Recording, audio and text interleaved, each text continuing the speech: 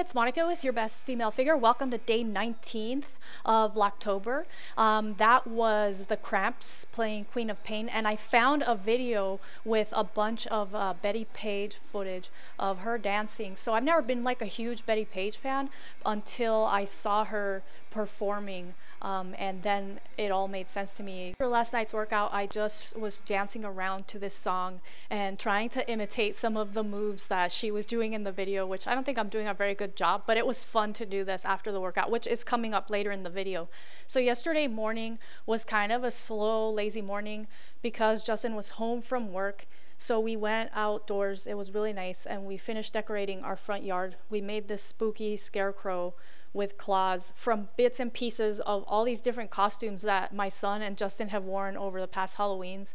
So those claws are like from his Wolverine costume, and the mask is from some other thing that my son wore, and the hat is from one of our other kids' costumes. So we just kind of threw it all out there and had fun doing that. Afterwards, I went back inside and I was ready to start editing and narrating yesterday's vlogtober. So Justin left and I made myself a smoothie with spinach, blackberries, blueberries, banana. That's kind of my usual thing. A lot of times I'll use kale instead of spinach, and I always soak my chia seeds in water for 5 minutes.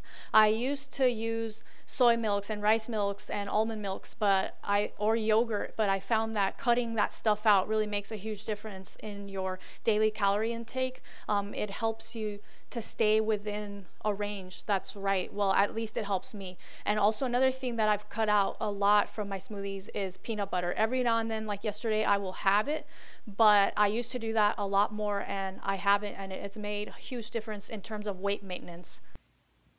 Hey guys, so I had every intention of filming indoors with the GoPro because Justin was telling me that it's a really good quality camera, and last time I tried filming inside with a GoPro, it didn't really turn out that great. It was even worse than the JVC footage that I filmed with this old camera, but this is a newer GoPro.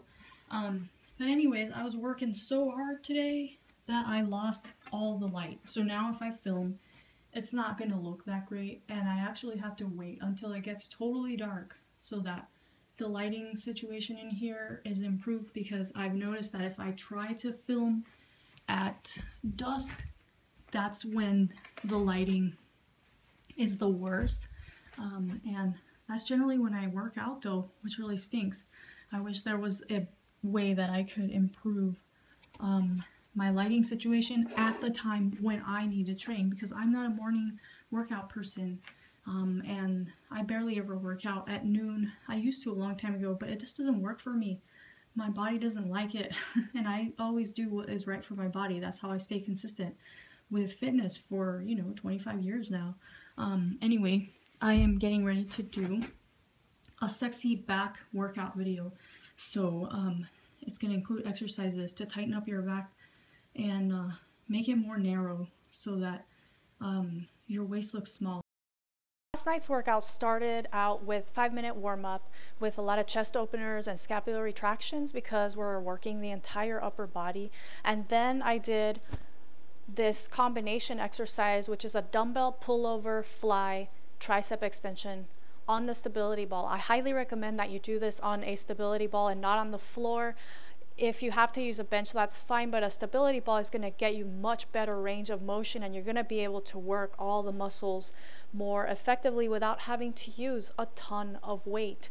And after you do this, which I think I was focusing anywhere from 5 to 10 repetitions on every exercise in the workout, you're going to do bent over lunge rows, and you're gonna work with about a 15-pound weight if that's possible for you.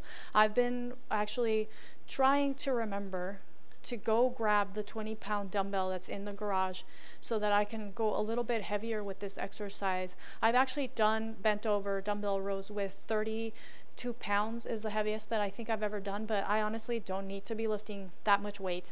I'm just trying to maintain my strength. I'm not trying to build muscle back there or get really huge back. I just want my back to be, nice and tight and functional. Now, when you're doing these rows, really focus on contracting your deep abdominals for support and keeping your elbow close to your body so that your hand can just come right in next to your rib cage and your chest. In order to be able to keep your hand really close to your rib cage, you have to really focus on squeezing your mid back and really pulling that shoulder blade up onto the back. So what a lot of my clients do is they flare the elbow out, and then they're actually doing the exercise with their trapezius, which is the part of your back that's right below your neck.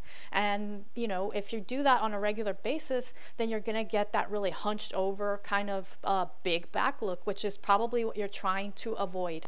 After you're finished with rows, you're going to move on to this really fun swan dive to alternating side plank. So you're going to start face down, and at first, if you want, you can do a few back extensions. So just open the hands out to the side as you lift your chest and your lower legs off the ground. So you're just kind of engaging your back and really focusing on squeezing your deep abdominals to protect the back.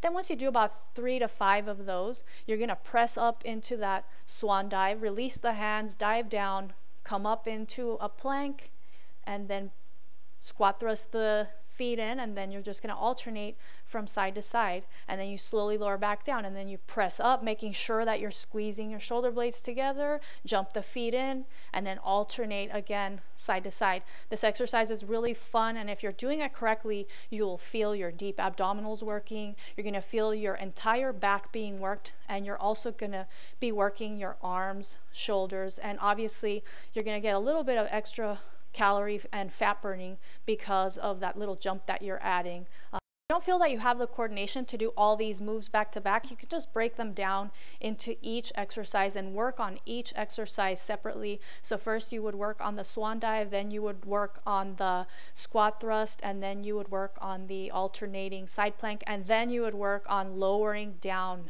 into that close grip push-up, keeping your elbows really close to your body. So really it's 4 different movements that you're doing back to back, and once you start getting better at each one, you can start combining 2, then 3, then 4 until you get this exercise down. That's kind of how you build more dynamic movement into your workouts. After you're done with it, take a quick child's pose stretch, you know, to release any tension in the low back, and then you're going to do this lizard exercise that I've only featured in one other video, but it's really amazing for working your back and your abdominals, and also for building better coordination just in all your workouts. So you're going to place your hand palm down on the gliding disc, and then you're going to bend one leg and place your knee on the disc, and all you're going to do is just glide your elbow and your knee together, and you're really trying to work your upper back muscles and your glutes a little bit, and it should feel pretty easy. There should be really no tension. So if you're focusing on what's happening with your deep abdominals and really supporting the exercise from there, you're not going to feel any strain on your neck or back. About 5 to 6 repetitions on each side, I think, is what I did. And then once you're finished with this, you're going to go into that exercise that I was showing at the very beginning of the video. So you're going to come into a seated position with your legs straight out in front of you, and you're going to place your hands slightly behind you, and then you're going to use your deep abdominals to lift your lower body off the ground so that you're just supporting your weight with your heels and your hands. Then you're going to bend one knee, and you're going to glide forward and come into a modified reverse plank.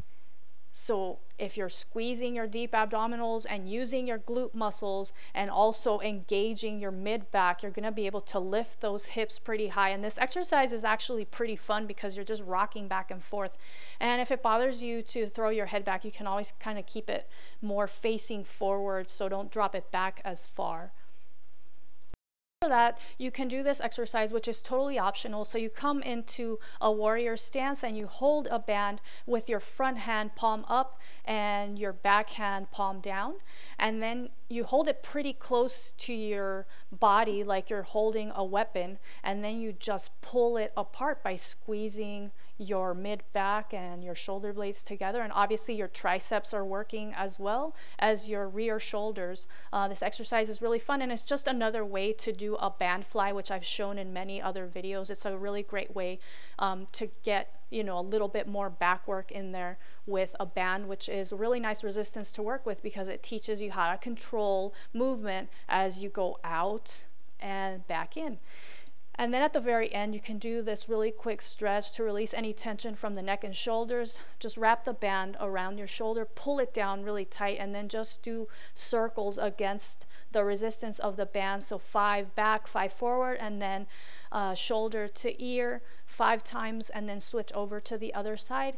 Another really great stretch that you can do after this workout is this ball, chest, and back opener. So start from a kneeling position, place one hand on the ball, palm up, and then just lean towards the side, and then switch over to the other side. You're kind of leaning in and really stretching out your lats and also your triceps, and then you can place both hands on the ball and just drop the chest right down the center. You can either clasp your hands together or have them face down on the ball. Anyways, I hope you guys have enjoyed this video and that it has been helpful. I will be back tomorrow with more exercises and tips to help you get your best female figure. Thank you so much for watching.